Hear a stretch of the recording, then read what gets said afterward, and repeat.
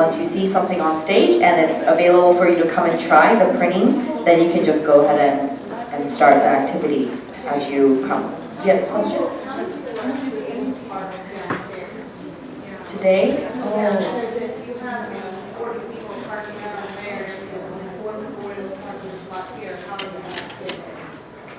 So how many people were able to park downstairs? Or who was it? Or who was? Okay, so you guys think, okay.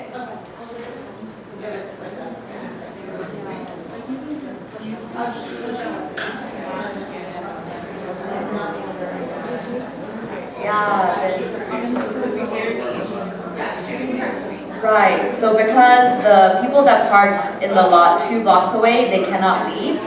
So would you, those that parked at this lot, would you be able to take some of those people and carpool?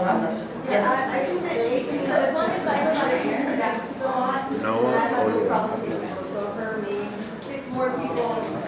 Okay, because you have 6 more seats open in your car. As long as I'm here to come back to this spot.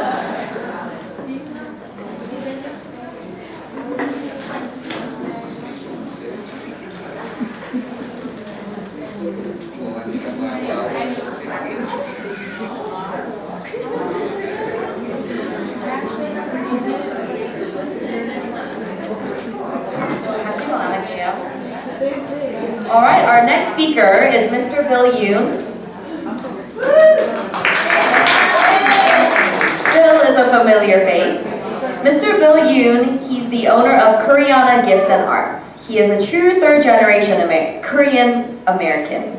He is a true third-generation American Korean. His grandparents came to the United States in the early 1900s to escape the Japanese military occupation of Korea. Both of his parents, Harold Yoon and Gloria Park, were born in the United States in the early 1900s. And we will hear more from him starting now. Thank you, Bill. Hello? Oh, I guess it does. Hi, a couple quick notes about me. I am a fully credentialed art teacher in the state of California. When I taught in Pasadena at a middle school, I created Pasadena's first middle school advanced art program. Every year my advanced art class, their final project was to paint a mural at the school. Some of the murals that my students painted were featured in the Pasadena Daily Star News newspaper, the Los Angeles Times Sunday magazine, and I was actually on CNN with Linda Joyce. It's really funny, when Linda Joyce first called me in my classroom and wanted to do a video interview with me, she called and said, "Hi, this is Linda Joyce from CNN." I said, "Yeah, right," and hung up the phone. And Linda Joyce called right back and said, "Don't hang up, don't hang up. I really am Linda Joyce. I really do work for CNN. I can prove it." And it's like, "Oh, I'm sorry. I thought you were one of my friends." So I've done a lot of different things. I've been a service manager for Honda, Acura, and Nissan. At one point I was a mobile aquarium tech. I own Koreana Gifts and Arts, and I've been an art teacher at both the middle school and high school levels. So I've done a few different things. And some of the things I'll be talking about will kind of echo back to some of the things that Flip talked about the other day. We have kind of similar histories just because, you know, we grew up together. My parents, my maternal grandparents' family was extremely close with the An family. The reason my grandfather moved from Hawaii to Riverside, California was because he was personally invited by Dosan An Chang-ho. And my mother remembers spending, you know, her childhood playing on the front steps of the An house. And the 2 An sisters, Susan and Sura, were like older sisters to my mom because my mom had no sisters. She only had 5 brothers. So, let's see if I can make this work. Okay. This is my grandfather, Chung Suk Park. He left Korea when he was 17 years old in 1902. He was on the RMS Gaelic, which was the first boat to ever sail from Korea to Hawaii. He was recruited by a Presbyterian minister because the Chinese and Japanese farm workers in Hawaii had gone on strike for better wages, and this minister had been traveling back and forth to Korea, and the Hawaiian farm owners asked him if he could recruit Korean farm laborers to come over and work for less money than the Chinese and Japanese were. So he is actually from one of the oldest and noblest families in Korea. In Korea, we actually have something that's called a chokpo, which is a handwritten family genealogy. And when he brought my great-grandmother over to the United States, she brought the family chokpo with her. And she would always tell all the children, excuse me, that this was the most valuable thing they had, and to always protect it and never let anything happen to it. The Park family chokpo goes back 900 years to the 1100s, and my grandfather's first recorded ancestor was a man named Anbu Park, who was the Prime Minister of the Korean Kingdom of Goryeo. So, and the man who actually translated the chokpo actually said that my grandfather's Park family extends back at least another 600 years to the 500s, and that the Park family is one of the 3 original clans of Korea, along with the Lees and the Kims. So, let's jump in. This is my grandmother and grandfather. My grandmother was a Lee, so she's also from a noble clan. They were actually supposed to marry through an arranged marriage. And so they were actually betrothed to each other as children. And when so they were childhood sweethearts. When my grandfather left Korea in 1902, he promised my grandmother that someday he would come back for her and they would be together again. And it took him 10 years to save up enough money to finally bring her to the United States. And a couple years after that, he was also able to bring over his mother, his brother, and his sister. This is my mom's family, and you can see my mom right there on the left side, and you can see she has 5 brothers, and it's just her. And this is actually by the old church that you guys went to yesterday, Korean Presbyterian Church. And my grandfather was one of the men that was instrumental behind the building of the church. And the reason it's a Presbyterian church was because basically a lot of the people that attended that church and helped build that church were part of the group that was recruited by the Presbyterian minister to go to Hawaii, and then a lot of them again moved to Riverside, California. This is all of my Park cousins, and that is the gravestone of my grandparents on my mom's side. And this was taken, you can kind of tell, like in around the 1970s, and you can kind of tell by all the haircuts. And the fact that most of the guys' hair are almost as long as most of the girls' cousins' hair. So, but this gravestone is actually inside Rosedale Cemetery on Washington and Normandy. And again, back then, if you were Korean, you could not be buried in a lot of white cemeteries. And so that's why a lot of the early Korean pioneer generation, all my aunts, all my uncles and cousins, a lot of them are buried in Rosedale. Curiously, on a side note, about 20 feet from my grandmother's gravestone is the gravestone of Hattie McDaniels, the famous black actress. This one? Yeah, I'm the guy in the back with the glasses that isn't looking at the camera. I'm not too sure about that. This is my grandmother and grandfather on my dad's side, and that's actually who I look like. I could be his ghost. I mean, I actually walked into a room one time, and one of the older gentlemen who knew my grandfather, his eyes got really big, and the first thing he said when he looked at me was, "Kyung?" So, I mean, I could be his ghost. Grandfather did not go to Hawaii. He came directly in through San Francisco. And interestingly, we don't really know much about the Yoon side of the family. He was extremely big in 1905 or 1904 when he got to the United States. He was 6 feet tall, 180, 190 pounds. which in 1902 for a Korean was literally a giant. He, the first job he got in the United States was as a bouncer in a bar, because he was so big, and everybody says he was enormously strong. We know that he was descended from rice merchants in somewhere north of Seoul, and that's kind of all we know. So I'm assuming he got strong moving gigantic bags of rice around all day. After San Francisco, he moved to the Sacramento area and worked in the rice fields around Sacramento. And then after that, he moved down to a small town called Reedley, which is in between Bakersfield and Fresno in Central California. And he got involved in the peach packing and shipping business. And then my grandmother, her name is Rosa. And the reason her name is Rosa is because she was on what is known as the Lost Boat. And Flip the other day mentioned the fact that there are third, fourth generation descendants of Koreans in Mexico. My grandmother family was on the original boat that went to Mexico.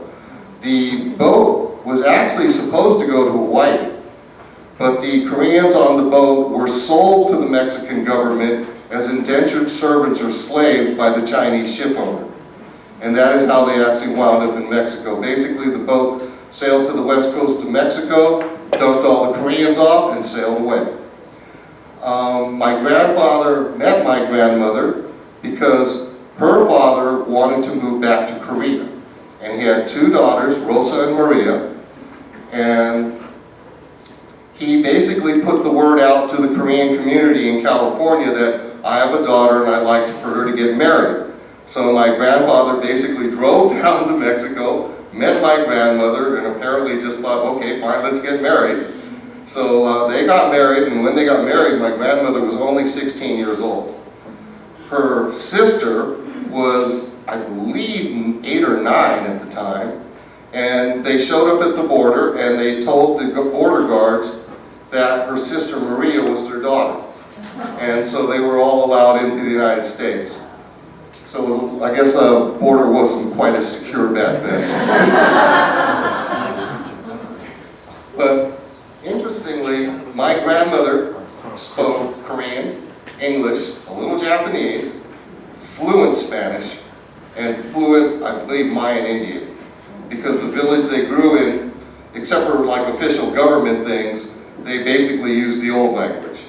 And one of my Mexican friends came over the house one time, and she actually looked at him and she goes, "Are you Mexican?" And he goes, "Yeah." And she starts rattling off Spanish to him, and my friend was actually like, "Whoa, whoa, whoa, slow down, you're going too fast."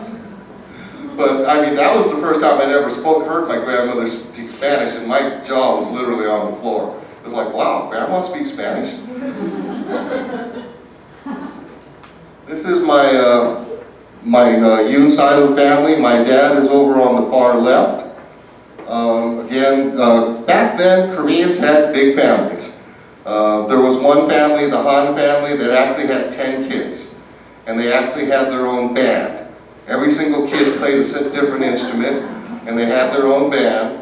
And my mom told me that, like, right around the late 30s, early 1940s, that the Korean community would have dances in Southern California. And because we were so small, everyone kind of knew everyone. So all the young Koreans from Southern California would drive up. All the young Koreans from Northern California would drive down. They'd sleep on couches or on the floor or wherever they could find a spot. They'd have the big dance, and then they'd all go home. And that's kind of one of the reasons why I've never met a third-generation Korean that married another third-generation Korean. Because all of the second generation basically married each other. And so one way or the other, almost all of the third-generation Koreans are related to each other.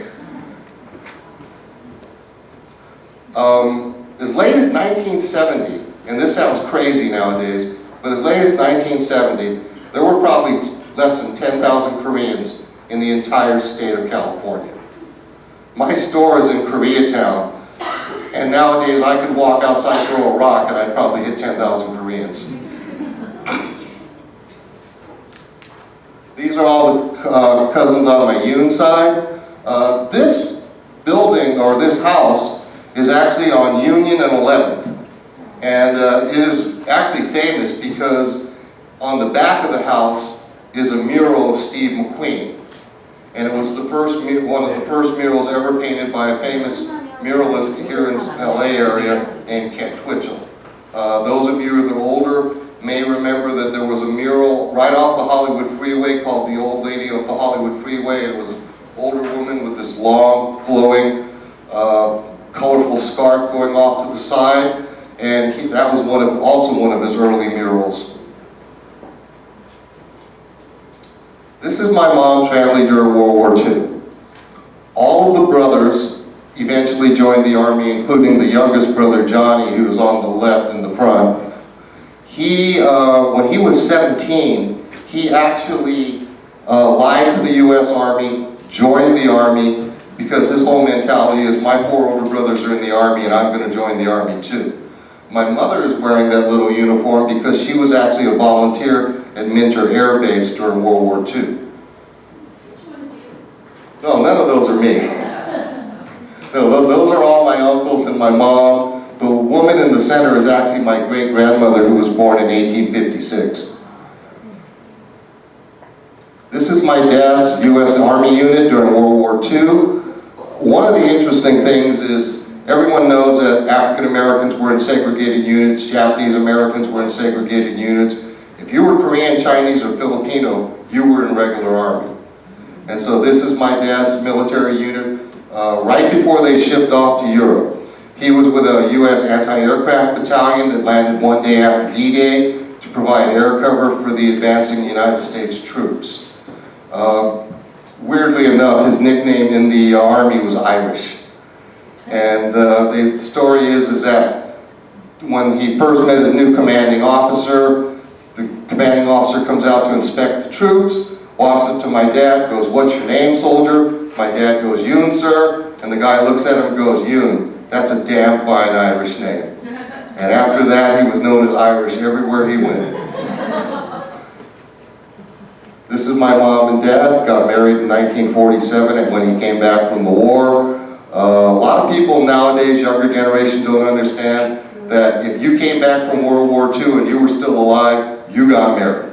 That was just the way it was. This is my favorite photo of my mom and dad, just because they look so happy together. When I was a kid, we used to go fishing up in the Mammoth Mountain June Lake area every year, and this is actually on Rush Creek in the June Lake Loop. This is the old Korean Presbyterian Church that you guys visited yesterday, built in 1938. And that's the stained glass window inside the church. And again, this is a close-up. And the little white spot at the very bottom says this: in honor of Mrs. Shang-Soon Park, they misspelled her name, presented by her elder son, Chung-Suk Park, in the family. My grandfather bought this window with his own money, donated it to the church to honor his mother, and actually went down to pick it up and bring it to the church in his old Model T pickup. This is 1940, before Pearl Harbor, and this is the early Korean community basically trying to raise money to create their own army to send to Korea to fight the Japanese. At the time, no one thought the Japanese would be crazy enough to attack the United States Army. And the Korean people didn't think that there was any other way to free Korea other than to fight for it themselves. And the woman sitting kind of like just to the left of the middle, way in the back, that is Susan Ahn Cuddy. That is Flip's mother. This is a 1952, and this is a reception in the United States for the Korean Navy. During the Korean War, the United States had given older warships to the Korean government. And after the war, to thank the United States, one of the combat ships actually sailed to Los Angeles as a way of thanking the United States government. And this was a reception that was held by the Korean community. This is 1962. This is actually a dinner for Mayor Sam Yorty. And in 1962, This is about just about almost every Korean in Los Angeles. And that's me. So thank you very much. 1 minute. Anybody have any questions? Yes. Young-Ho Kim was actually, those of you that don't know, Young-Ho Kim was the commander of the 442nd, the Japanese-American military unit. My family did know him. I didn't know him personally. Young-Ho Kim is actually really famous because at the time when he was being selected to be the commander of the Japanese unit, his commanding officer, a white guy, actually asked him, "Are you sure you want to do this? Because we know there has been historical friction between Koreans and Japanese." And it's said that Young-Ho Kim said, "There are no Koreans or Japanese here. We are all Americans and we are all fighting for the same cause." The other interesting thing is, when Young-Ho Kim passed away, there were almost no Koreans at his funeral. The only Koreans that were actually there were people that either were second generation like my parents and knew him, or his relatives. But there were hundreds of Japanese American soldiers that served with him in World War II. So it's kind of interesting because right now there's a lot of Koreans that are like trying to take advantage and saying, "Oh, we knew Young-Ho Kim," or this and that. Well, if you knew Young-Ho Kim and you valued him that much, why weren't you at his funeral? Okay, thank you. So please give a big applause to them. And there's